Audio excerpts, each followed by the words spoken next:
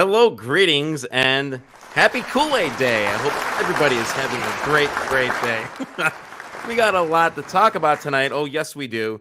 Oh, but before we go any further, please hit that like button, hit the subscribe button, and join the BFC fam. And hey, share this content. I've thoroughly enjoyed doing this, guys. I do. But I want to take a quick second to thank all the people who have joined me on this journey, because after today and all the market things that are going on, this might be the last episode. That's it. No, I'm just kidding. But trust me, I feel what you guys are going through, with all of these investments, because I'm invested in some of these things, so that you guys are invested in, especially, what I'm talking about. But no, seriously, thank you guys for being a part of the BFC family. Last Sunday's live was our biggest yet. It was a great time. Thank you to everybody that showed up. We had like 85 people on here at one point, so not bad at all. So like and share the content. It does go a long way. Now, listen, we are going to talk ILIS and QIND because I know it is on a lot of our minds. We've been thinking about this. I know you guys, are down in the red a lot, and there's a lot of emotion going into this right now. But we're going to talk about that. But let's get through our live guest first, because we have shrimp to talk about. All right, it's going to be fun. Let me bring in my co-host. You know him, Jord Hugga. Jord Hugga, welcome back, man. How you doing? I'm doing great, E-Rock. I appreciate you having me back on the BFC. Well, good. Hey, those wings were really good, by the way. By the way, we went to Barbell. You missed the last show. I know you, because you went out actually that night. And but were those wings not good? You said they were some of the best wings you've had, if I'm correct. Yeah, the term "best wings ever" was thrown around multiple times. Non-ironically, yeah, I mean it was on par with some of the best I'd ever had. Also, it was a unique pairing there with like the Cajun dry rub and then like the hot wet. Yummy. Yeah, really good. Yeah, right on. And I enjoyed it. I love Barbell. If you get up to Buffalo, go to Barbell. But yeah, no, but I don't want to hold Mr. Adam Thomas waiting. So let's bring in CEO of Trans American Aquaculture, ticker GRPS. Adam, what is up? You're doing a flyby tonight. Going to give us an update on some things. How you been, man? Good. Everything's going well. It's nice and hot down here in Texas. I'll tell you that for sure. So, but doing well. Good. You got some sun, huh? Yeah. Yep. That's not been an issue lately. I don't think it's rained in the last 30 something days here. So it's getting hot. Well, I'm glad you're officially feeling better. The last couple of times we talked on the BFC, you were actually battling something nasty, but you manned up, man, and you got on the show to share the information. That was great. Yep, there was no antibiotic unturned with that last little bit of issue, but we're all better now. So I'm hanging in there. Right on. Now you guys are nearing your first harvest coming up this fall, right? Is it October? Yep. Yeah, that's what we're tentatively shooting for right now. It's probably going to be the October timeframe, but we'll see. We're first couple of testings that we've done, so samplings of how well the shrimp are growing, have been extremely encouraging. So that's good news. But yeah, we're shooting for the October timeframe, and then we'll kind of keep everybody apprised as that changes. Right on. So how excited is the team down in Hondo? I mean, everybody's getting. I mean, seeing, there's been a lot of stuff that's happened. I mean, this past year. I mean, not just with the production, but also with what the corporate entity has had to go through. But seeing the getting the pond stocked, which I think we put a couple videos out there and things like that over the last few weeks, and then just seeing how well the shrimp have responded to being put in the ponds and how well they're growing and kind of how well everything's going with that aspect of things. Yeah, it's definitely given a confidence boost to the team. I'll put it that way. Right on. George, jump in at any moment if you have any questions. And guys, in the comments section, that's why we're here. Ask questions. If you have any questions for Mr. Adam Thomas, please just jump in and ask a question. George, you got anything right now? No, nothing. Adam, it's great to see you again. Like I said, most of my questions are to strangers on the street and how much money they can give me, so I have more money to buy more shares of GRPS. Hey, that's great to hear. Yeah. So yeah, if you got any, just let me know. Let me know how that's going. Now, I was talking to you earlier. You have some good news for shareholders tonight. So why don't you just lay it on us, and we'll take a seat back and listen, and then we could share our thoughts afterwards. Yeah. So the 90-day exercise that wound up turning into a 7-month exercise, and I literally think that any invoice and any purchase order item, anything that has ever run through the company over the last God knows how many years, for 6 years now, was looked at by our auditors. But our audit, I am happy to report, our audit is complete. We got the final report actually this afternoon. So yeah, we've been expecting it for a few weeks now, but there's just been, dotting all the I's and crossing the T's, man. I don't envy anybody that has to get anything ever audited. It's just, I mean, they left no stone unturned. I was extraordinarily happy with the level of work that the auditors did.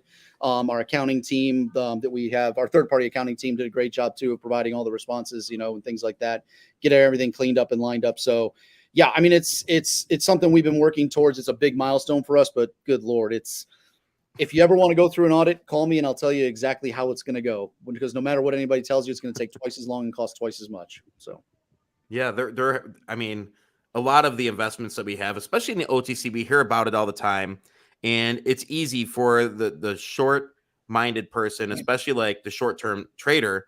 2 months go by and you expect to audit. yeah, it's not like you're auditing the grocery store, and counting your inventory. There's a lot that goes into it, So I mean, I just talking with you earlier, and it's just so detailed, and people forget that. And anybody watching this right now, please know, because I'm working on a startup with a company, going into a shell, and I was telling you about this earlier, Adam. And I get to see this process now from beginning to end, and so I can already tell now that it's a pain in the ass is what it is. But it's worth it in the end if you're successful at it. And it seems like you guys obviously, now you have a background in business finance. Yeah, my background is in finance, and banking specifically. So yeah, I mean, this, not so much on the accounting side, but I don't ever want to be an accountant. After going all through this, I'll stick to the finance side of things, and I'll let the accountants do the accounting thing. But yeah, it really is like, this is, when we laid out kind of, I mean, the whole thought process of us going public and merging in with the entity with GRPS, that was kind of step one. Audit definitely starts to set us up on the right foot, at least from a financial reporting perspective, and confidence that the numbers you're seeing on the on a quarterly basis are good to go. The audit's good to go. So there's there's nothing hiding. There's nothing out there. You have true confidence in the numbers that we're presenting, which it's part of our process of where we eventually want to go. We knew this was going to need to happen, so we've kind of gotten this. We're hoping that in the next couple of years that each year is a little bit easier type thing, as we the auditors are more familiar with the business, with how the business recognizes certain things, what our revenue cycles look like. And so it's literally like we're slowly starting to check off these items as we start to build the company into eventually where we want to get up in terms of uplisting and all that stuff. So step one, it's done. So now we're continuing to move forward with with everything else. Name and ticker change, how's that coming along? Yeah. That's an easy process.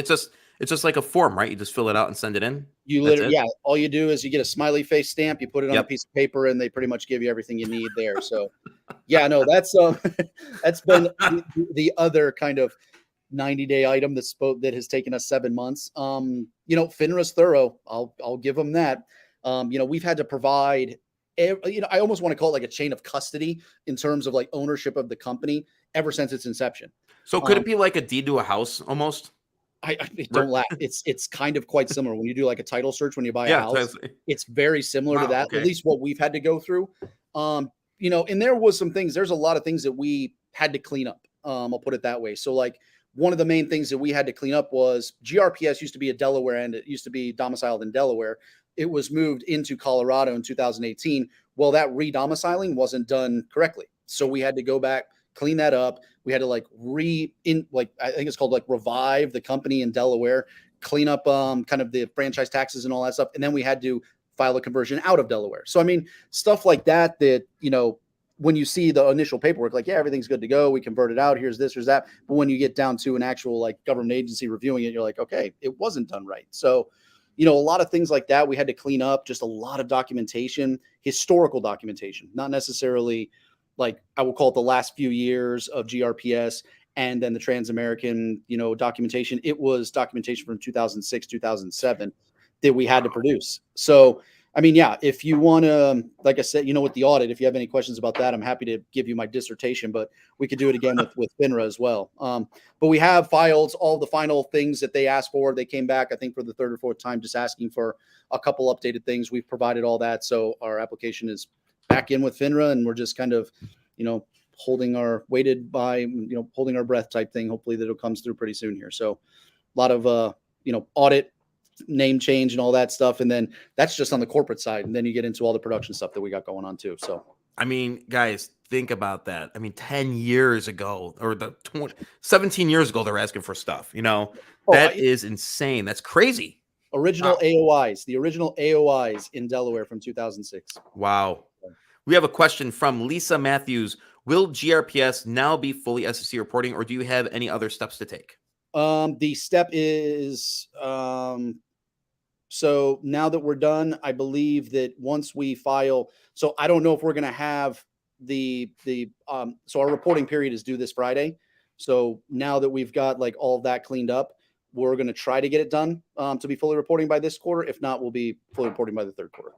So, okay, cool. And your S1 would come after that?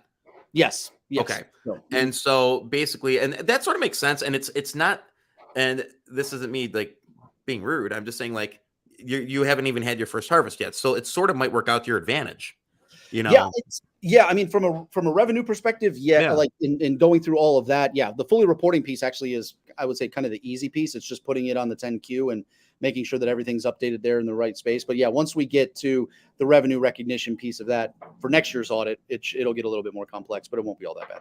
Right on. I guys, anybody that's been following this channel knows that I am really digging this company and what you're doing. I had a question. Oh my God. I hope it didn't fleet me. Basically, you did mention before about farm to door, and that, are you guys going to be developing a little bit more on that front? I know I've been pushing that on you a little bit. Yeah. So we've been slowly implementing, kind of like getting the website ready for that. So what's the farm to door kind of program that we're looking for is we'll be working with a specific processing plant. So we don't have our own processing plant as of yet. The volumes of shrimp that we're talking about for probably this year and next year don't really warrant that cost. But that is something, when we look towards expansion a couple years down the road, that would make sense for us. So we're talking to a processing plant right now that has the capability to process the shrimp in the format that we want. So they can take the heads off, they can freeze it with head on. They can do value add such as peeling the shells off. And then they also have a logistics program set up. So they have a cold storage and a logistics program as well. Wow. So that's something we're looking to finalize pretty quickly here. And once we finalize that, we'll probably go live with the website. So the website kind of has some introductory information on what we're doing in terms of our farm to door program, but we'll go kind of like full bore marketing on that as soon as we kind of confirm with the plant that we're working with, kind of all the logistics. Because there's one thing about the cost of the price of the shrimp that we'd be selling it for, and in a farm to table program, if you want to call it, but then also just setting up the logistics of that. So like, working with, whether it's FedEx, UPS, or whoever, that's just kind of the last piece that we're waiting to confirm with these guys on how that'll work, because depending on the shipping methods, like if it's overnight, then it requires a lot less, cold packaging. But if it's going to be 2-day, then you require additional packaging and stuff like that. So just kind of working out the fine tune kinks on that. But we absolutely are planning to have a farm to table program for sales this year. I think that is absolutely amazing, man. And I know I will be one of your first customers. And these programs exist. And if you guys if you don't do your like farm to door stuff, I mean, there's Good Shop, there's Butcher Box, there's Good Rancher, there's White Oaks pasture, I think it's called, or what was one you were talking about? Snake River Farms. Snake River Farms. Like these farm to door, I think it's absolutely awesome because, well, you're cutting the middleman and you're getting a better product. And like they have like chicken that it comes pre-marinated, so you could actually even probably do that with the shrimp. You could do like a Cajun shrimp, like a raw marinated Cajun shrimp, or like, see, I'm throwing ideas your way now, but I'm not telling you what to do, Adam. Are you looking for a like a product specialist, like an R&D job or something like that? Hey, you know what? Never know. You never know. And I will be a taste tester, that's for sure. If it's research and development, there better be tasting involved. There is. There definitely will be. Oh man. Yeah, let me get some barbell sauce, and I'm right there with you. Then I actually, when I was at the grocery store, For all those in Buffalo here, it's Tops Friendly Markets. The barbell sauce, and I sent a picture of this to you, Jordan. $7.99. Yeah, Holy crap! worth it.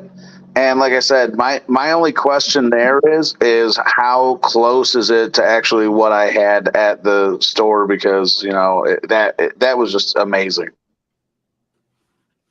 It was great. Well, what we did, we got the Cajun hot, and so what's cool about barbell is they like brush the sauce on each wing, and then I think they grill. I don't know if they grill them afterwards or how they. I think they grill them right after. They give them a quick on the grill after they fry them, and I was like, we were all pretty impressed. Like dude, that was, and they sprinkle this like cayenne pepper stuff on top. Which I'll be honest, like Jordan and I we were beating sweat a little bit, and our buddy Arlex, he did 10 wings like nothing.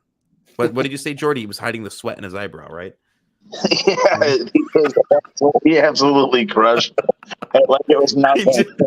We both looked like we were in a cartoon courtroom scene, and it was just ridiculous. But I'm telling you, it was right up to the edge of the perfect amount of heat, but still having all the flavor and everything. I mean, it was just a really well done wing, and the server was amazing. Just having to deal with this because he's had to have tackled these questions millions of times before, and then boom, he got us right where we wanted to go. It was great. I can't wait until we do it again.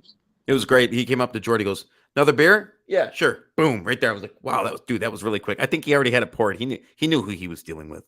He did. Oh my gosh! In the server's defense, it was my 9th beer. Here is Lisa Matthews has one more question.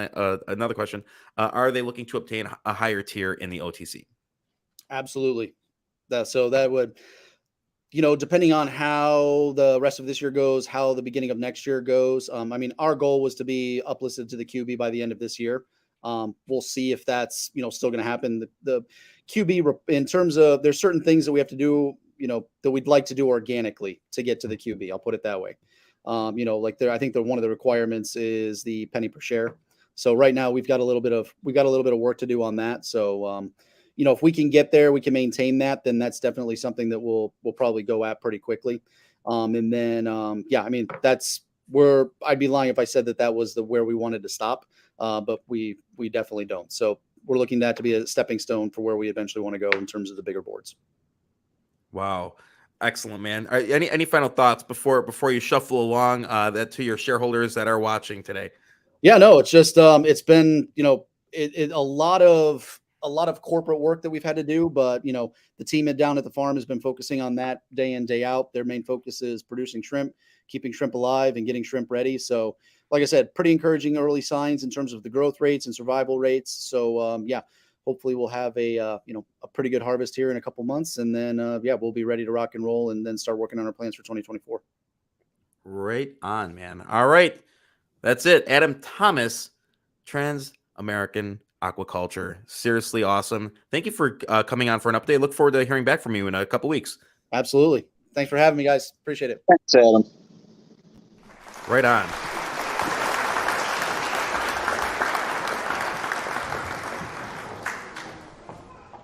Big time. I'm excited, Jord. I'm an excited person.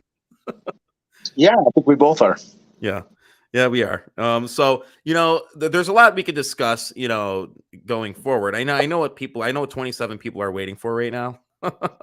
So we could just get right into it. But I do want to start with just some opening remarks, and I'm gonna turn it over to you. But I don't know. Before we get to some of the video breakdowns, as well as some of the recent ILS tweets, because there are some of the tweets I want to go, over. I will say ILS shareholders have 3 options. All right. We have 3 options. People have asked me, like, on multiple occasions, what do I think of management, having met them? Let me just say this, guys. I wouldn't be covering ILS or investing in them if I didn't believe they were busting their ass to build a long-lasting conglomerate. But some of you are not going to be able to take this. I guarantee it. You're like, the price might go down even further. You're not going to be able to take it. Some of you you're going to sell, and you're going to say, hell with this. And let me tell you, I won't shame anybody from walking away. You have to do what's best for you. I'm not trying to make you stay or make you go or whatever. That I'm not pumping or dumping. I'm not any of that. I'm really about the due diligence here. If you're not comfortable with it and you don't like where you're at, then you might want to get out of it. All right. If you need more information on a regular basis and it's not for you, you might not want to be trading. You know what I mean? Or find a different trade or find a different investment. So back to these options. There's option one is to buy. If you're fully convicted, or if you have full conviction in the, I always say convicted. If you have full conviction in ILIS, in the management and what they're doing, if you followed the DD, if you went to shareholder meetings, if you have watched my interviews, I just saw an ILIS video from a month ago. The guy was using videos from 2 years ago. 2 years ago, and he was he was using video of Nick Link from 2 years ago. That's called bad due diligence. And if anybody ever tells you not to watch a video, by the way, oh, I did it for you. I read the article for you. Don't follow that person because that's not good advice. I'm going to give you the links. I'm going to always give you the website, give you the document, so that way you can read it. I encourage you to read it. Don't take my word for it. But option one is to buy. If you have full conviction in the company, if you really believe in what they're doing, you're going to look at this not as an obstacle, but as an opportunity, like I always say, and you're going to buy. Option two, to hold it. Let's say you're very comfortable with the investment, but you just don't want to buy anymore, but you believe in the company. You don't want to allocate any more funds into this investment. Well, then you hold it. All right. Option three, you sell and run. I mean, if you're really not comfortable, if you really don't like what's going on, then you sell and run. But people are down 95%. I think selling at that point at such a loss would be a mistake. I think trying to flip 5% of what's left into your gains or what you had, it doesn't happen. It just doesn't happen like that. So you have to ask yourself, as an ILIS shareholder, are you in this for the long term? And are you looking to flip this as soon? And yes, some people say you can't say flip. I'll say flip. Are you going to flip it the minute the price goes up? All right. And I have other thoughts that I'm going to share with you tonight on my personal opinion on what I would like to see them do. And it's probably going to upset some of you, but I'm going to lay it on you anyways. But Jordan, give me your thoughts initially, seeing a lot of the price dip and, a lot of the grief that they're getting. Give me a Jordism. Well, first I would just like to thank the BFC community and, of course, the Discord, because I think that the key takeaway from all of this is that we have lines of communication now to the company. And so, specifically the Discord had been clamoring for, more marketing, more PRs, more information from the company. And then the company listened. And so if people have requests to have things that they want to hear, then I would want them to, submit this questions to the BFC and or bring it up on the Discord, because again, the company listens and they care and they're doing the best that they can with what they have the ability to do at this time and place. Now, with all of the other things that we know, for me, I personally don't have any issues with this. I scale out. I look at what they told us they were trying to do. I look at what they've accomplished. I look at the numbers that they're putting up. And I don't listen to any of the FUD or any of the any of the negative statements that have no bearing. They're really fear-based. They're what ifs, not already have happens. And when you zoom out from there, you just say, okay, for me, this is why I think it's so helpful having people like, Fred Z, who breaks out the numbers and does the math for you. And you just look at it from that math perspective, which is how, smart money looks at it, and say, is the company worth more or less than what they're making right now? And how much do we expect them to be making in the future? Based on what they've done so far, I expect them to keep making more money in the future. And even if there's delays, hiccups, or other things that get in the way, as I expect there will be, I expect them to keep making the best decisions they can and to keep moving us forward into the future like they have. And one of the key things I think we have to look forward to is that people were complaining about timelines, and this and that. And even though I don't speak for the company, I think that you're going to see them, just dropping news now and just letting stuff fly where it is and not kind of go with these timelines, knowing that they're almost impossible to give with so many, extraneous variables that you can't control. But like I said, I'm really happy with them. It's frustrating to have the share price down, but I think that this is when the community is so important, because it allows you to separate yourself from the emotional pain that is obviously being down a significant amount of money because the share price is down, and seeing that, well, yeah, but their numbers are better. They're making more money. They're making more profits. There's more companies under the umbrella now. They just had some news with Replay where let's not forget about Hyperion. We've got ERT going on there. I'm sorry, QIND's uplisting. That, everybody has this isn't happening and this and that, but we all know, because we see all the minutia that's going on in the background that they're doing that precedes these events. So it's frustrating. I'm just feel very happy to have somebody at the helm that's doing such a good job and that's able to, get us through these difficult waters, because again, so many other companies do not have that luxury, especially as money's, more expensive to borrow and all these other issues keep coming up, and ILIS and QIND just keep delivering. And yeah, like I said, I'm super happy and proud to be a shareholder. Yeah, and same here. And you bring up the funding issue, and it is hard to get funding. And so I want to look at a tweet, basically here, and we looked at this beforehand. Let's take a look at this. And this was it was posted about Brett Rosen's yada yada yada yada. The shares, the loans. Let's take a look at this, and he explains this nicely here. All right, and I'm gonna go on this in a second. This is a huge exaggeration as usual. I converted one of the RB Capital existing notes on January 22nd of 2022 off the books and invested more in ILIS. The truth is that 3 payments of $450,000 have been made to Discover, which is less than the value of 53 million shares, since people seem to want to keep track. Also, more than 450,000 was invested in ILIS each month and will show up in the financials. And if I'm getting 53 million shares every month, where were the issuances in June and July? Because I never received shares. And he breaks it down here. May 30th, 650,000. July 3rd, 475,000. July 26th, 550,000. I'm going to tell you this right now, and this is the truth, and whether you want to hear it or not, when you are loaning a company that amount of money, you are going to get a better deal. You're going to get a better deal, and that's one thing I'm learning by investing privately. If I'm investing $1.5 million in a company, I want a better deal on the share price, and I want them to convert at a rate where I'm going to make my money back. And so that's the perk of loaning them money. That's what it's all about. So he's not the devil. He cleared a rather toxic note. And so I don't know. I think that they're lucky that they got that funding from him. And so that's my opinion on that. And if you actually look at the dates, if you actually look through the filings, it's not like one day all those notes become, boom, they convert. It doesn't happen like that. As a matter of fact, they're dispersed out based on how they're going to convert. So you really need to look at the filings. Somebody did post it on the Discord.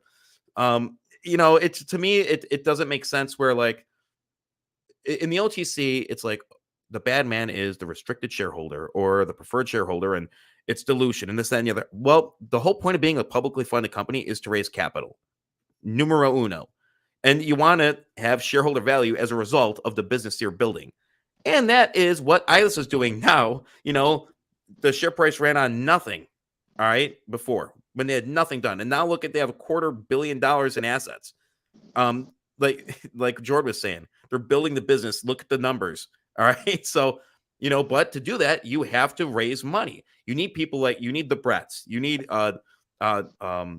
investment firms to come in and say, hey, listen, we're gonna give you $2 million, but we want to have a convertible share count. We want 25 million shares at a discount rate of 50%, and we will get those shares in 12 to 24 months. And if it's an SEC reporting company, possibly 6 months. That's the rule for SEC. So you just got to really educate yourself on it, and don't think like, oh my God, he's dumping the shares in the market. They have to add shares sometimes, because companies do have to dilute sometimes. And there's good dilution and bad dilution. And I've talked about that before. George, give me your thoughts. No, I couldn't agree more. I was fortunate enough to have a drink with Brett Rosen at the annual shareholders meeting, but I really don't know the man. but I very much appreciate his investment into Eyeless and his belief in the company. The thing that I try to focus on, and of course, I make my own missteps and whatnot, but the thing I try to focus on is, again, trying to separate the emotion from it, because when you get anger being an emotion, when you get angry because the share price is down or this and that, or you go looking for scapegoats, of course, without any kind of proof, that's when you see people posting comments, that are not true about, and there's multiple iterations of this, everything from, it's the company, the officers, investors, Discord members, and any other, million of other conspiracy theories. The problem with it is that not only is it not really useful, being that it's not built on any kind of logical, foundation, but what it does is it actually leads to the belief, most of the time a very costly belief, incorrectly one way or the other, either that a company is better than it is or worse than it is. I would argue that we could make a point that the company was overvalued before, and I think that most people now would definitely agree with that. But weirdly, nobody wants to have the conversation that we're undervalued now, right? You can have multiple things existing in the same frame, where somebody who's been in the company for 2 years thinks that they've made the worst investment ever, which is really, just, I wish I had sold here or done this or done that, which I think everybody experiences. But to push that out to the world and externalize it and blame other people, it's just not useful to coming up with a strategy that's going to allow you to make money in the future, right? I mean, I lost money, as I'm sure everyone else has. And when I saw these cycles, I learned that I didn't know enough to monitor the market on a day-to-day basis and be the technical analysis master. So like I said, I just wait until recessions and crashes when I know that the fair market value of all the stocks is down. And then I just start buying a bunch of it. And then when it goes back up, I sell it to buy real estate. It works. It's not, again, it's not the greatest thing ever, but it works. For Eyeless, at these numbers and for what we have coming, again, I just look forward to it. I can't wait. I look forward to having the people looking at the books, the purchase orders, what they're actually making and doing, and saying, "Oh yeah, you want us to buy this right now? It's worth $30 million, and it's going to be worth $300 million when they do the uplist. Perfect. That's 10x from these levels. So all we have to do is just sit back and let them do all the heavy lifting. And like I said, just happy to support them and all the hard work they've been doing." Right on. I'm going to give a shout out to everybody over here in the comment section, all 30 of you. Agent Austin, Lisa Matthews, Unboxing Bastard, Jord Hugga. Oh, there you are. OTC Forever, Gary Wright, Michael Singleton.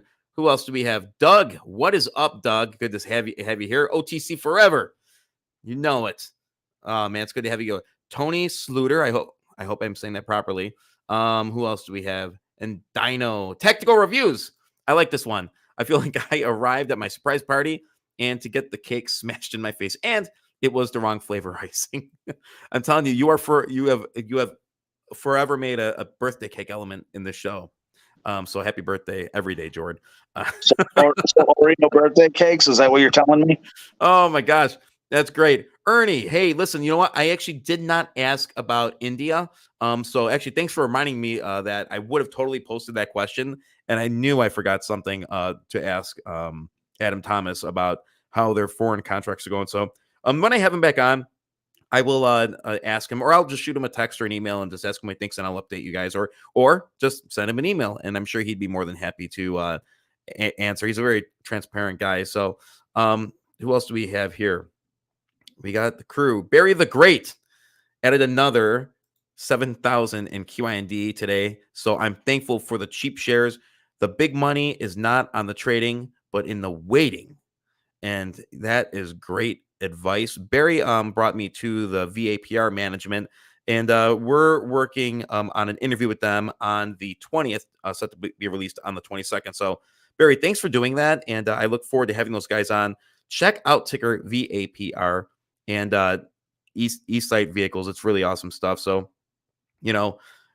let's see, what do we have? And actually, Michael Singleton, here you go. We all have our human moments, which is okay. And it is what the Discord is for. In my opinion, it allows me to think, breathe, and return to reality as an investor, just don't get into FUD. And so, you know, that's the point. And by the way, Rob, if you could do this, speaking of Discord, and thanks, Michael, for doing that. Rob and I launched the BFC Discord. So we actually have a Discord. We're going to build a Discord community. So if you could, please join the Discord and pass it along. And we want to build a positive community and find some nice investments. And you know what? Hey, we'll see what happens. I was a little shy to the Discord, seeing that I'm big in the eyeless Discord, as is Jord. But Rob's like, no, you got to do this. So I'm like, all right, but let's do it. So thanks, Rob, for pushing me to do that.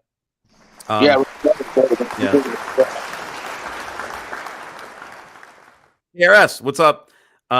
Important to remember that Brett's overall average for his entire share count is just over 10 cents, I believe. That might be so. Yeah, I think that is, he did say something like that. So, you know, he follows up. He doesn't want to lose money, so he's going to want to wait until the price is better to sell. I think I'm accurate in my assumption there. I think you are too. And like he says, he only converted that one note so far that he posted on the Twitter. By the way, how many of you are like having trouble finding your Twitter app because of the stupid logo change? I am. George, you were going to say something. No, well, you know, it's just a lot of times when, you know, we were kind of talking about that before, that, you know, I don't really mind, you know, Brett having the shares, because again, in my opinion, you know, he's got them. I want him to make money. And then when he sells them, they move on to another owner, and then they either buy or sell or hold or do whatever they have to do. The big issue that I have is, like I said, it's difficult, you know, both in your arena here at YouTube, also in the Discord, and on other boards and other things that people post on, that it's really difficult to have like a civil discourse and be able to talk to people who have differing ideas, but to be able to do it in a productive way when at the end of the day there's money on the line, right? When there's an incentive to lie, cheat, and steal. And so I think one of the things that I feel very fortunate to have found so early on is the eyeless Discord, because I think that in some ways it's transcended some of the normal discords, is that, you know, something larger has come out of it, which is the community's belief, not in pie in the sky dreams. I mean, if this company had not been putting up the numbers and doing these things, and yet having that has shielded me for sure a little bit from, you know, again, just the incessant and nonstop and relentless FUD and lies and things. And no matter what, whenever you dispel one or prove that one isn't true, there's three more that take its place, like a hydra. And it's comical on some days, but it can become very tiring too. And when people keep seeing the share price go down, it's difficult to stand by your ideals and your belief in the company and what they're doing. But in this case, because of the Discord, because of the excellent work the company's done, both functionally on the company itself, but also in communicating with us and all the shareholders meetings and everything they've done, is that I think we're really, really close to letting the world know, you know, how serious they are. And once that happens and that proof of concept has happened, yeah, the sky's the limit. I mean, at that point, I think there's just going to be people rushing to get in. Yeah, there's gonna be a lot of people very upset that they probably sold at the two, because I mean, I have all long-term capital gains at this point, so I'm not, but I'm still going to add at some point. Just so you know, my plan is to add more. I've been investing in other places to try and bring more money into my main investments, and to make some money. But I'd like to sort of go through and if you guys haven't seen this is what we're going to do, and then I'm gonna share what I sort of want to see Eyeless do to uplist to a big board. And I talked a little bit about this with you, Jordan, but I'd like to play through the video of JP's update.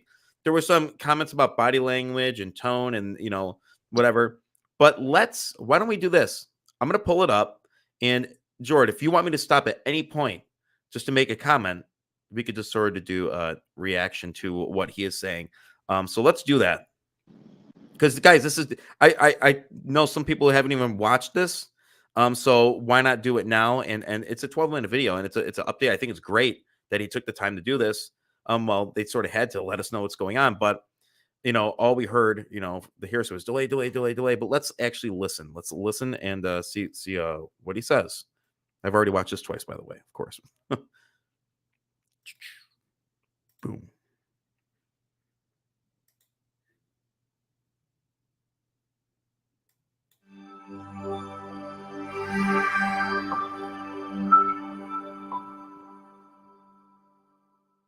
Good morning, good afternoon, good evening, depending where you are in the world. And thanks for tuning in to this QI&D vodcast. My name is JP Backwell, CEO of Quality Industrial Corp, or QI&D. And today's vodcast is specifically focused on the progress and plans of our company related to our intended uplisting to the New York Stock Exchange American. So I'm going to dive right into it. I think firstly, by now, many of you would have noted that today we filed an 8K with 3 material announcements.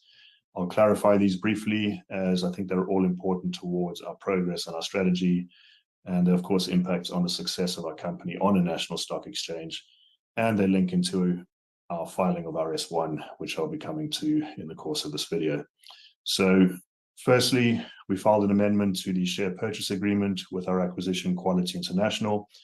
Now, the board of QI unanimously supports the uplisting of QI&D, and they see it as an integral component of the success of QI's operations and its expansion.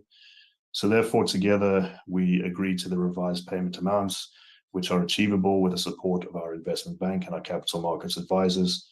And simultaneously, we're also assisting QI with the operational financing requirements, given that the large amount of purchase orders that the company has in production and in hand requires the likes of guarantees, performance guarantees, and performance bonds. There's a huge amount of raw material purchases and supplies. So it's understandable that a lot of working capital is required for the business as it expands. And we are, of course, assisting with that.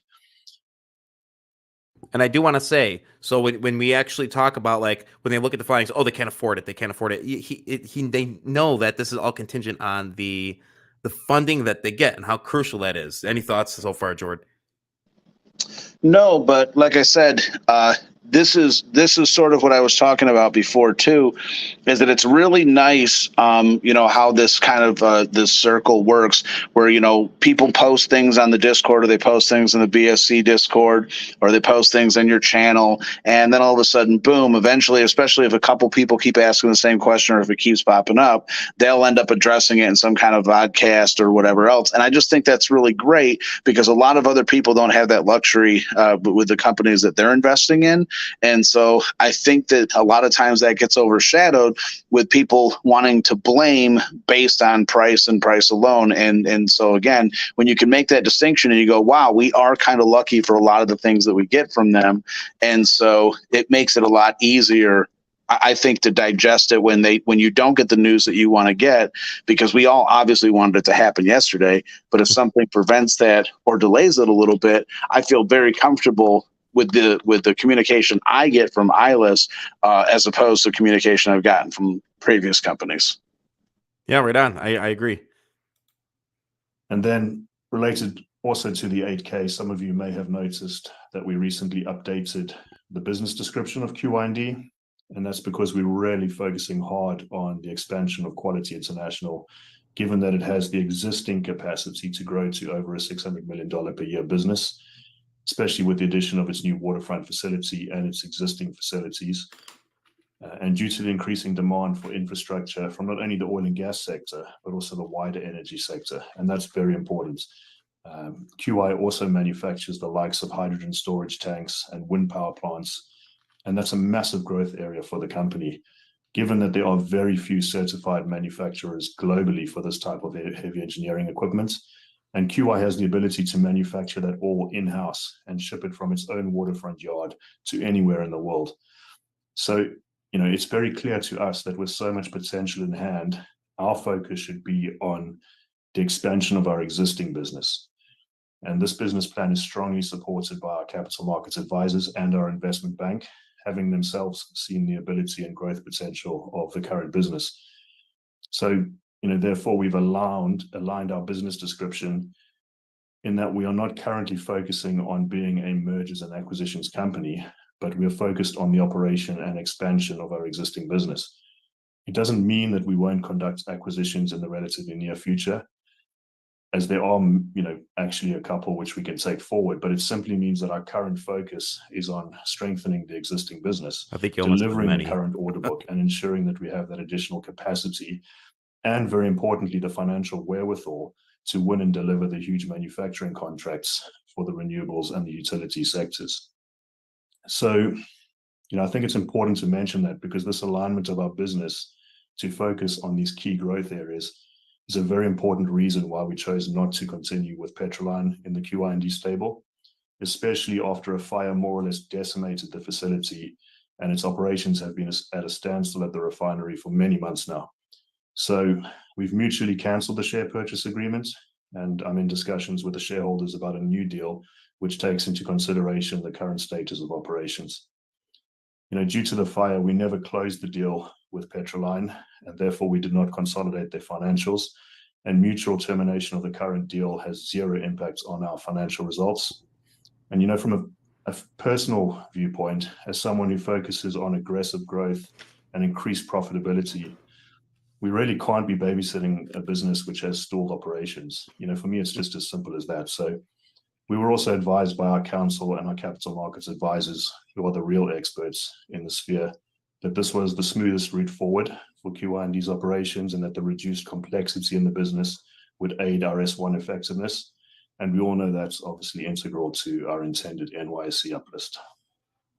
And then also, as per the 8K, you will note that QIND has changed its fiscal year end to June the 30th.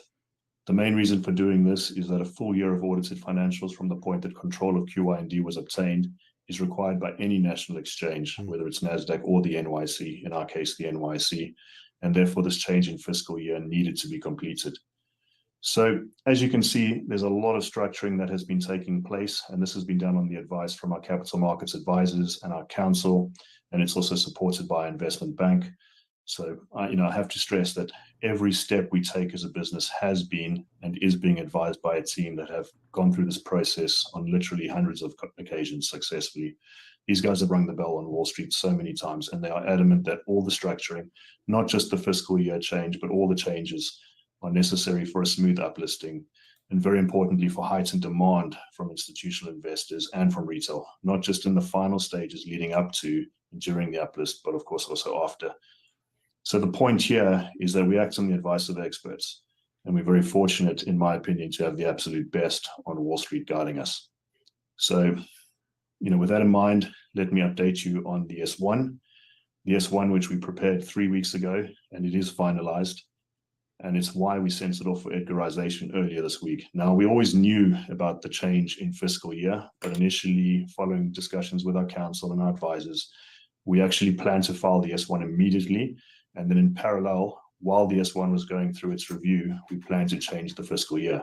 However, following discussions with our counsel and advisors this week, we've agreed that the more optimal approach will be to do the fiscal year change now, as we've just done, and then update the financials accordingly before filing the S1.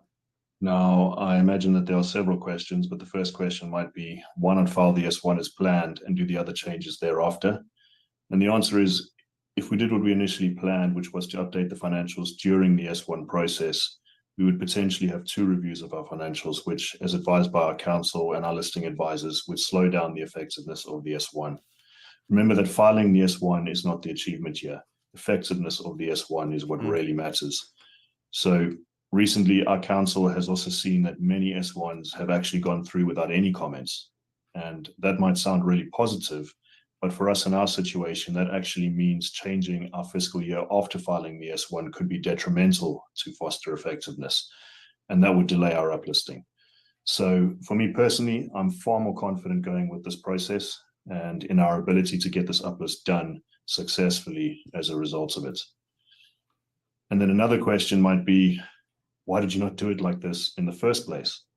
And the answer is, yeah, the S1 could be filed now, but it was deemed by our team of experts that this is the route we should follow.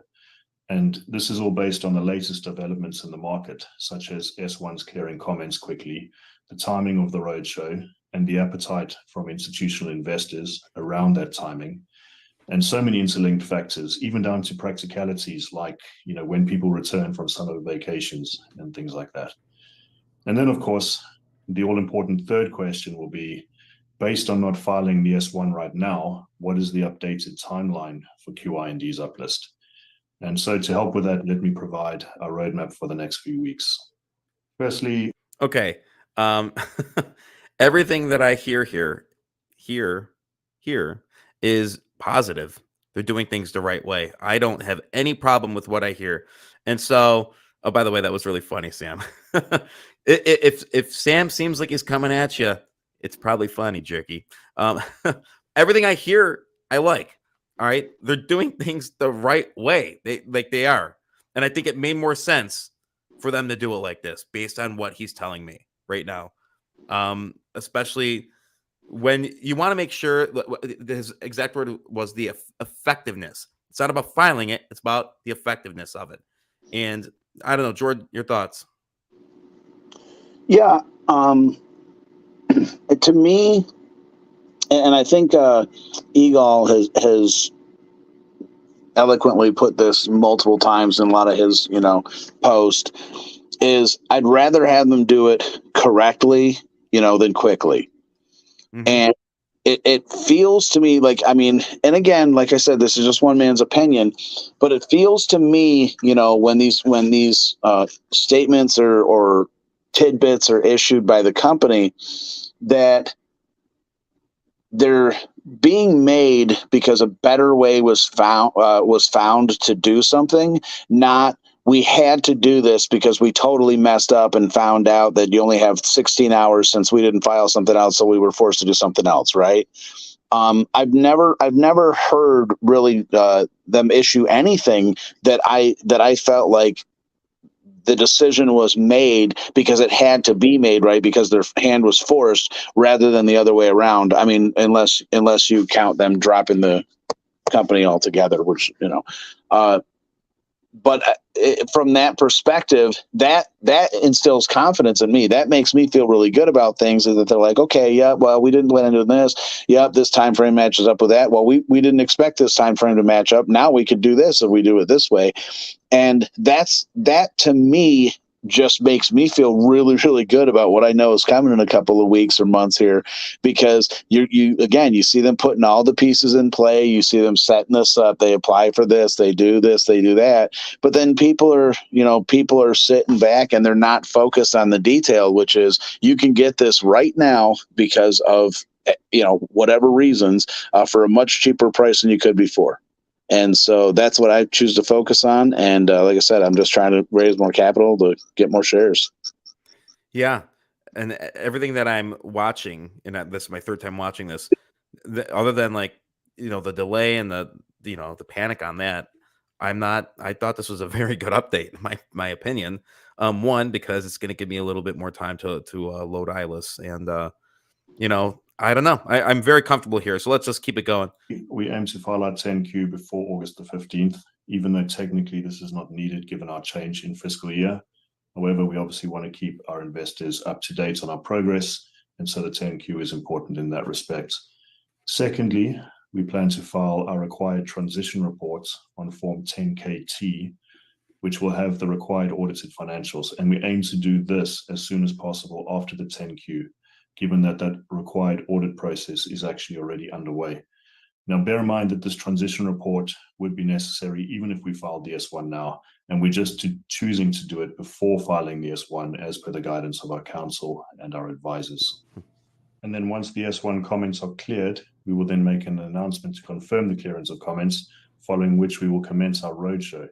We will be working with our investment bank to do in the region of 200 presentations to institutional investors and also some retail over roughly a 2-week period. Now, we would expect that this should drive up demand, of course, prior to the uplist. Understandably, there's a few more processes along the way, but that more or less provides the key points along the roadmap for the next few weeks. So I'd say based on the estimated time frame for completion of each of these steps, we would aim for the uplisting to take place around mid to late October. It's possible that it could take longer. It's also possible, but probably not likely, that it could happen quicker.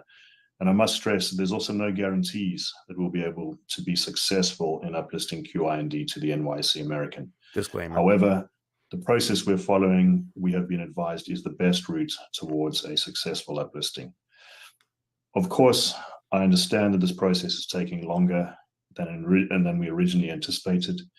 And I know it's frustrating for shareholders. You know, we too are shareholders with a huge amount, if not arguably the largest amount at stake in all of this. So, of course, we find that everything which takes longer is frustrating. The reality, and I know this will not be understood by some, or perhaps even many, is that doing things this way should ensure a successful uplisting. Again, I remind you that our goal is not simply an uplisting, but a successful uplisting.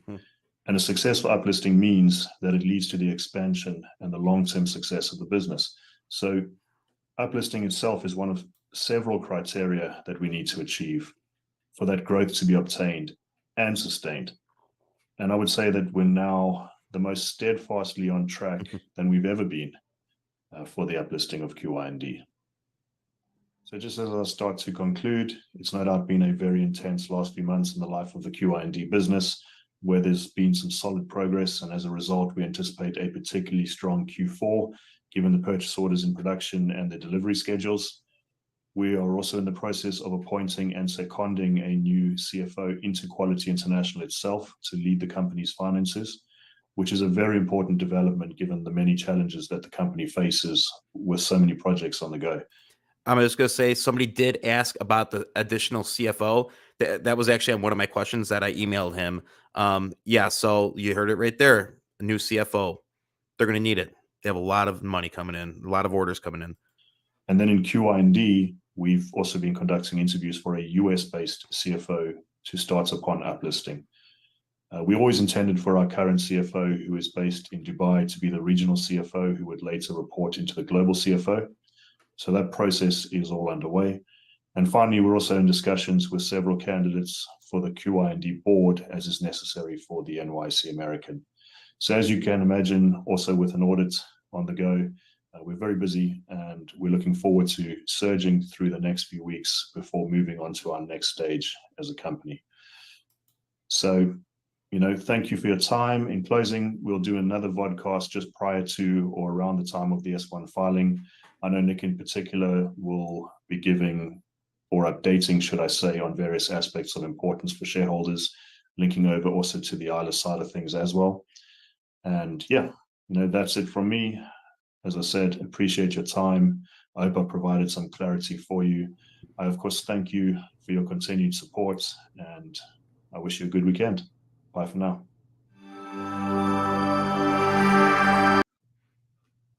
So yeah, I mean, that's a really good update. It's an honest update, and it's where we're at. And so, I mean, we was talking about 200 presentations for the roadshow. I mean, they are looking to get massive funding. And if they succeed at this is going to be one of the biggest success stories coming out of the OTC.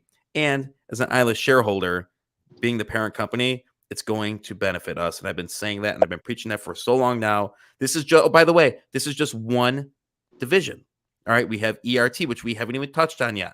We have Hyperion, which, there were a couple tweets that went out today, or yesterday, I'm sorry. And you have Replay Solutions. They have all these legs of the spider. Am I losing my mind here, Jordan? Like, this is good news.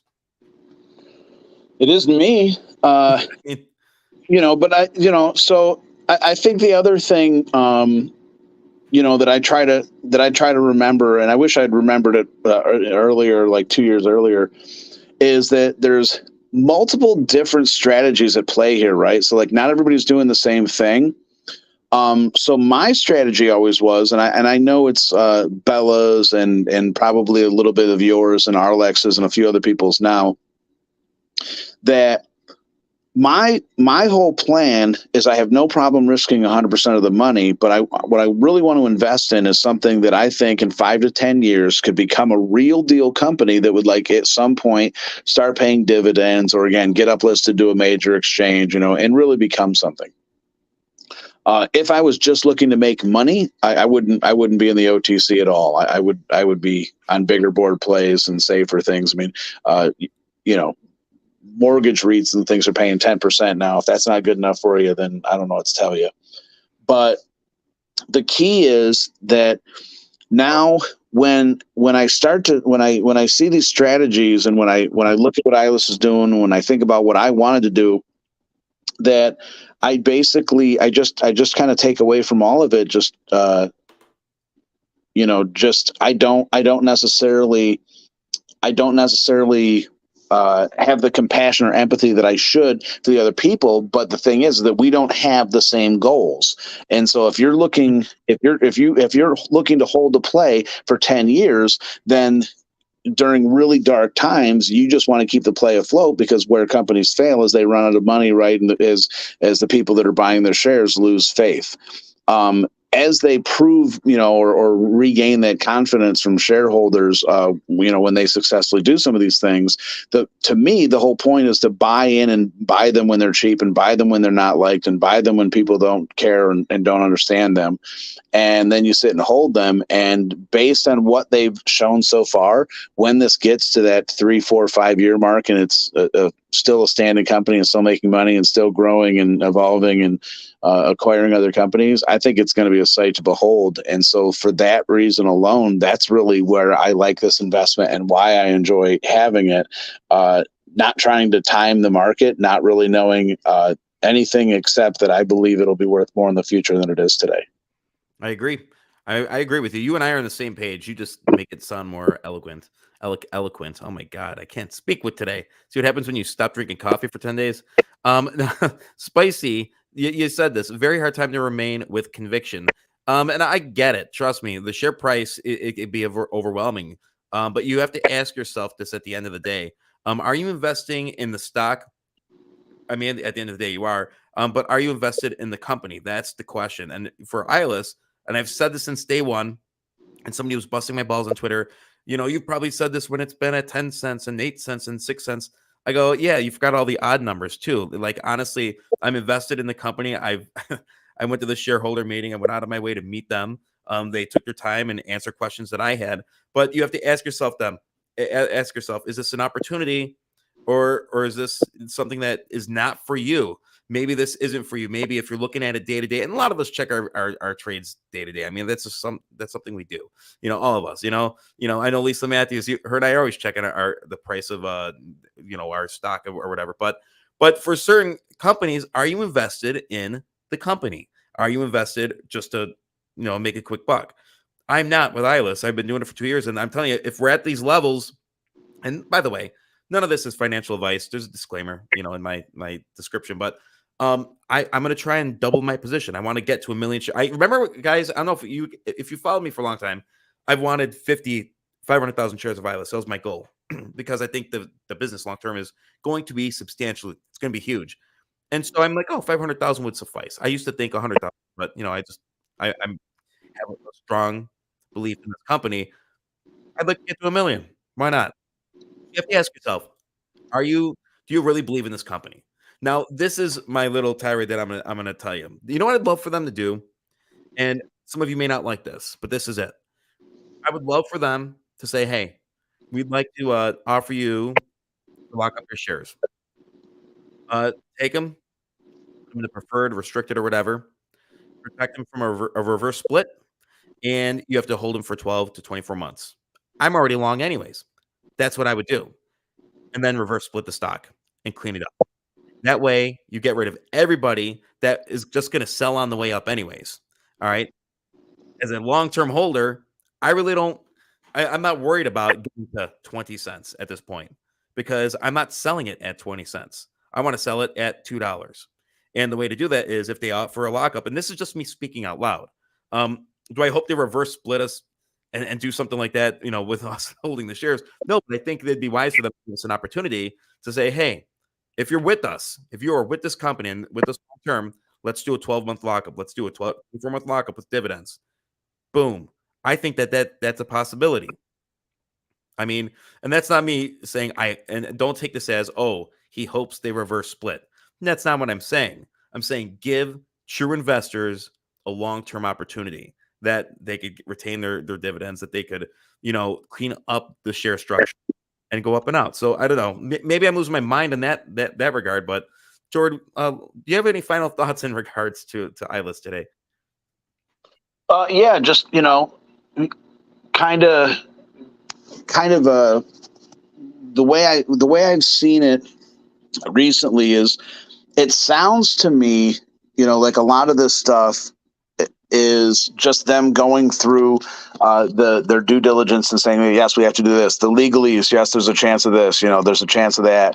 I truly believe, which again is one of the reasons I like this company so much, that if they were advised by the people that they paid to advise them that now was not a good time, just based on what other companies were doing, the markets, whatever, that they wouldn't choose to do it. Where another company, knowing that that was a quick cash grab, would absolutely do that, and not really worried about what we were doing. And so, that makes me feel very good. I really think that they're just buttoning up the last little bit, and they don't want to feel rushed and this and that. And so they're basically just saying, hey, this is what's going to go on. And then all of a sudden, boom, in November or October, we're just gonna get the news, and it's just going to happen, and it's just going to be, oh, remember this? I'm super excited about it. I appreciate all the hard work that everyone's been doing for it. Thanks, Rob, for everything you're doing there. Like I hope people go and check out the BFC Discord. It's pretty great. It's not quite as good as Ricker's Discord, but it's still pretty good.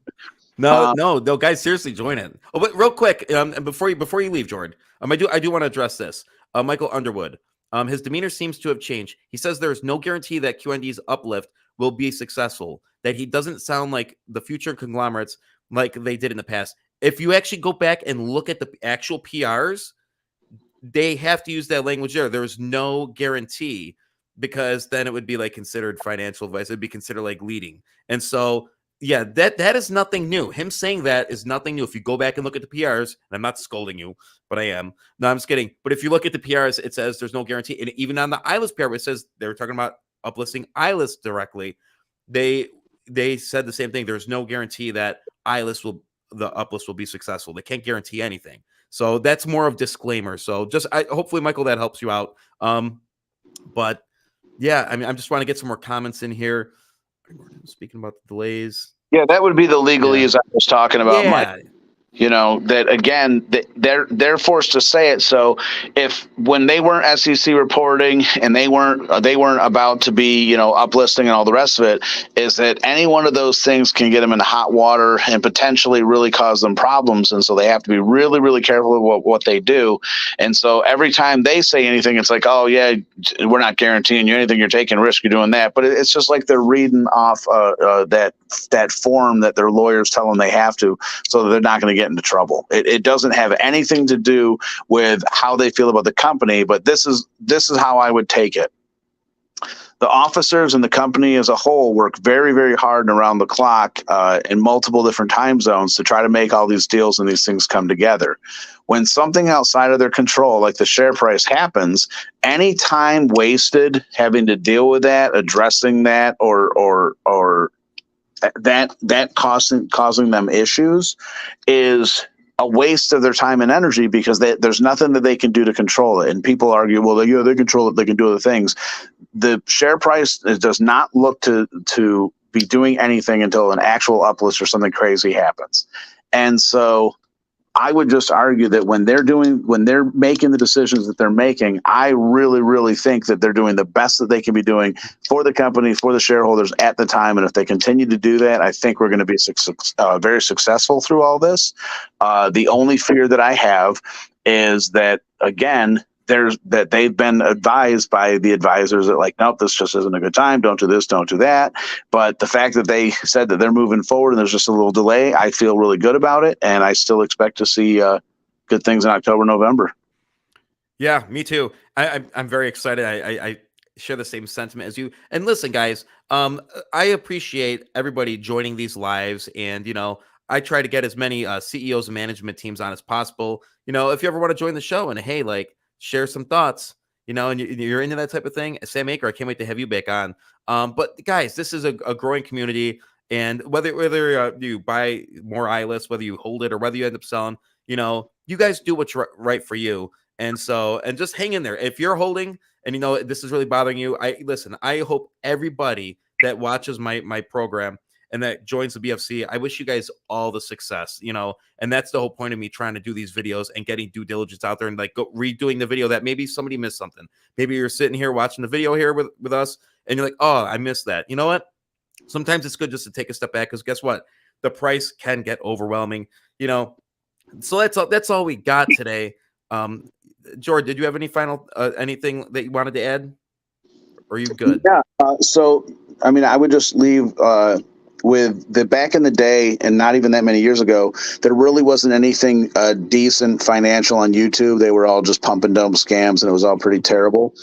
That the nice thing about these communities, both yours and Rickard's Discord, is that I would suggest to everybody who's watching this now, because they're learning and growing, is to start your own little group, right? People in your neighborhood community, Facebook groups, you know, online stuff, whatever it is because it's really helpful to be able to bounce ideas and strategies off people and be able to have that person who is not emotionally attached to it and doesn't think the investment's going to the moon tomorrow or is going to fail tomorrow. And I think that when you start approaching this more technically and you start looking at the data and the numbers and what the actual, you know, the revenues are and what the profits are, as opposed to what the promises are and what you think could happen, that the likelihood and the profitability of that investor goes up exponentially. Right on. Right on. All right.